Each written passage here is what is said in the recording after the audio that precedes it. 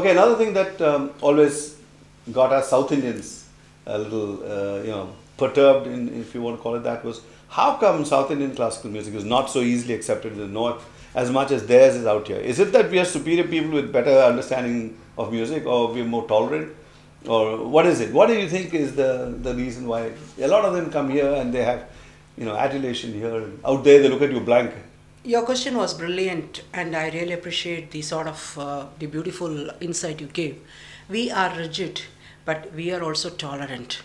We gave the people the recognition. That is why Rajinikanth has got his name and fame here. That is why Dr. M. Balamurali Krishna from Andhra Pradesh, he has been treated as a virtual god. So Tamil Nadu has the wonder quality to give the recognition to people. And though the traditions are rigid, they give such wonderful scope for the global understanding. And Indian music is unique. We have what is called as the Manodharma, creativity. This creativity from the mind, which is the highest power of brain Shakti, which we call as Sthita Pragya. So this helps us for the complete understanding of the different global systems, and also to fortify and continue the traditional excellence, and also to retain the great beautiful elements of the tradition, and to perform with total faith in benevolence to the tradition. Wow, that just makes everybody into a university graduate if they understand music, if they go by your definition. But the lay listener just goes out there and just expects to be entertained, expects whoever's up on stage to do something which will connect with his level.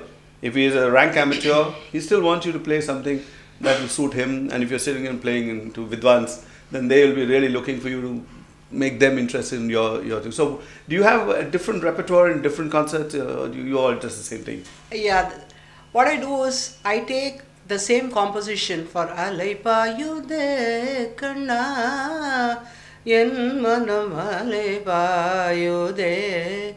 This song, classical song, has been popularized in the film. True. So the layman sees it as a cinema song. Not knowing its other background. Classical bass. He is ready to understand what the musical elements are. He even tries to mumble the tone when he is driving a two-wheeler, when he is going in the car. So this is one very big way of promoting the classical compositions. But do you use that in your performance? You have take a look at the audience and say, hey, this looks like a bunch of people who don't know very much, so let me play to them and their level. Yes, I have a feeling in my personal capacity that the audience are the god for every artist. They make him or they break him.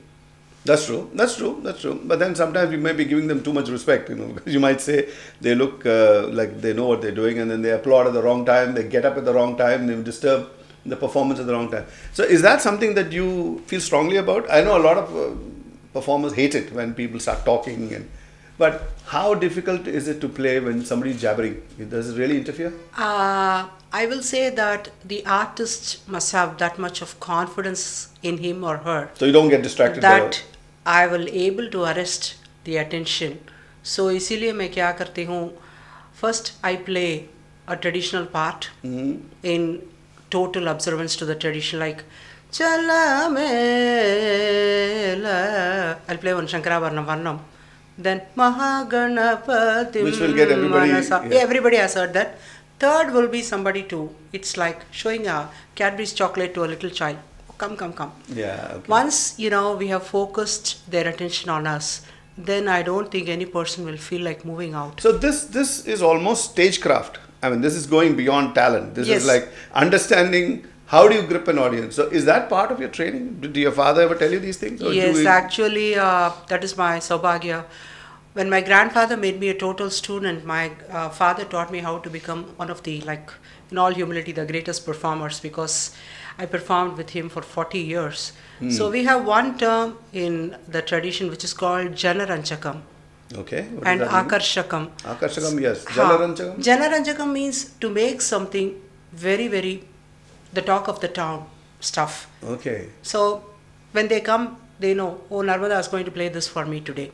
And at the end, Manasa Sancharare Brahmani. So they know that that's almost a sing-along type of... And I tell them, sing with me. Oh, you encourage that? Kyunki I'll be cultivating one more Shrota. So there will be one more Rasika. That's and when true. they come, they know she's not just going to do what she likes. She's going to give me what I like to. Okay. So when I make such a type of audience, it is the word of the mouth story. And I'm slowly able to attract more people to the Indian violin family and also to build up the tradition. Okay, before we go into the next break, I came to know that the violin is not really an Indian instrument. It didn't originate in our country. In fact, we had no bowing instruments at all. So, is that true, or am I hearing something blasphemous? See, India has been a place of all creativity, all the ideas cradled here in the civilization. Okay. And when I went to Halebed, after reading a book written by a foreigner on Indian music, he says there was a representation of a rectangular piece of wood with a stick. Okay. So this perhaps could have been the basic idea. So the rectangular shape of the violin later progressed to become what it looks like today. Okay. And all the technological developments and all the technicalities developed in Cremona in Italy. So the concept of the violin is Indian, but the development of the violin is Western. Okay. And once again, the adaptation of the instrument here in India is just phenomenal. So, I mean, are you trying to say that there aren't as many good people who play this anywhere else, or is it that they have gone into a different direction while we have taken spirituality into music? I don't think they have much by way of spirituality in their music, but in Indian classical music, we definitely have. Yes. So, did we do that consciously, or was it just happened that only the In Brahmins Indian and the music, upper class took it? yeah, actually what happens is in South Indian music, we have two genres, the Hindustani, which is based more on the melody closest to the heart. And in South India, as you said, the stigma of a very strict tradition. And because of the compositional natures and themes, they are either devotional, they are mystical, or they show some different types of navarasas. It is essential for us to understand the theme before we come up. Then only we can bring out the right mood. All right, so you heard it from the master. So say, when we come back, we'll find out what is it that a performer is looking in an audience. Because we can say, I want this from the performer, but what is he or she also looking from the audience? We'll just find that when you come back.